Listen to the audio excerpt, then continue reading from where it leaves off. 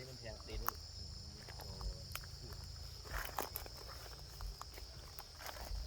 ต่อนั่นเนี่ยปักตีน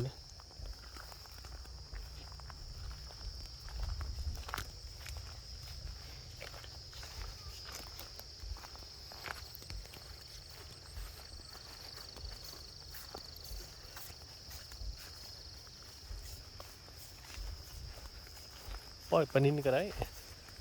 ก็จะเอาปลาจิ้งหญ้ากับปลานิลมาปนเดียวเขาว่ามันบุกกินเดียวกันหมด แม่น ปลานิลกินขี้ปลาจิ้งหญ้าว่าชื่อว่าอยู่บุกกินนะ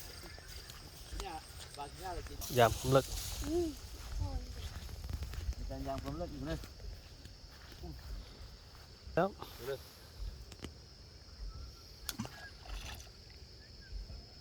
ลิกเถอะวิชายืมมือไว้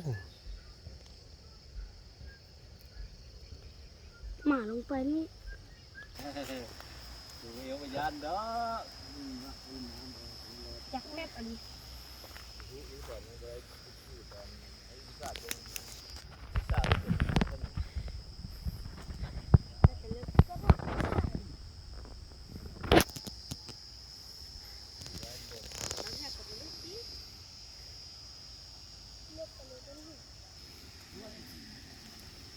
เกิดแล้วไม่เกิดเลยนะ